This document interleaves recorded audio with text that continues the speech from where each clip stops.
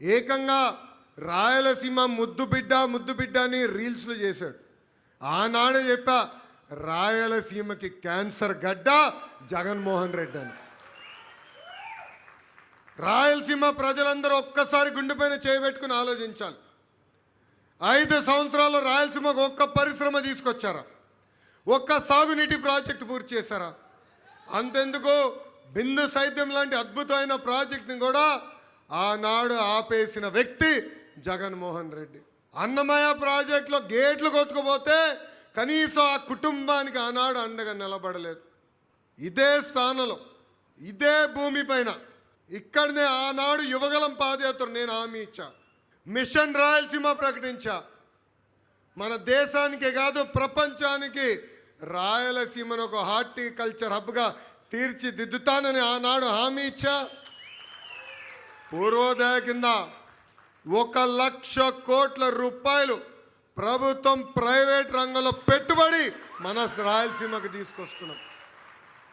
అంతేకాదు, ఏకంగా వాళ్ళ ప్రభుత్వంలో కనీసం స్టీల్ ప్లాంట్ పనులు ప్రారంభించాల.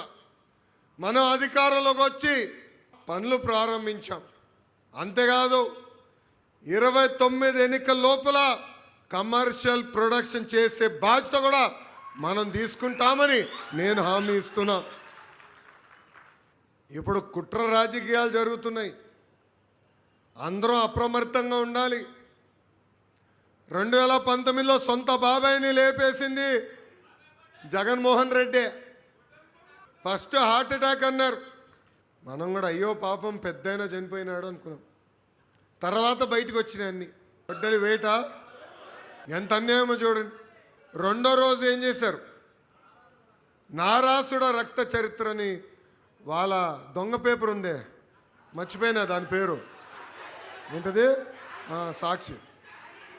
ఆ దొంగ పేపర్లో చంద్రబాబు నాయుడు గారి ఫోటో పెట్టి చేతిలో కత్తి పెట్టారు అని ప్రజలు నమ్మారు ఆ రోజు. తర్వాత ప్రజలకు అర్థమైంది ఎంత మోసగాడని. ఇప్పుడు మళ్ళీ అదే రాజకీయం చేద్దాం ప్రయత్నిస్తున్నారు. మన దేవుడి గడపలో మతాల మధ్య చిచ్చు పెట్టడానికి ప్రయత్నిస్తున్నారు. మొన్న మనందరం చూసాం, ప్రజలు రాపోయినా వాళ్ళ నాయకులు రోడ్డుపైకి వచ్చి గొడవలు పెట్టేదానికి ప్రయత్నిస్తున్నారు.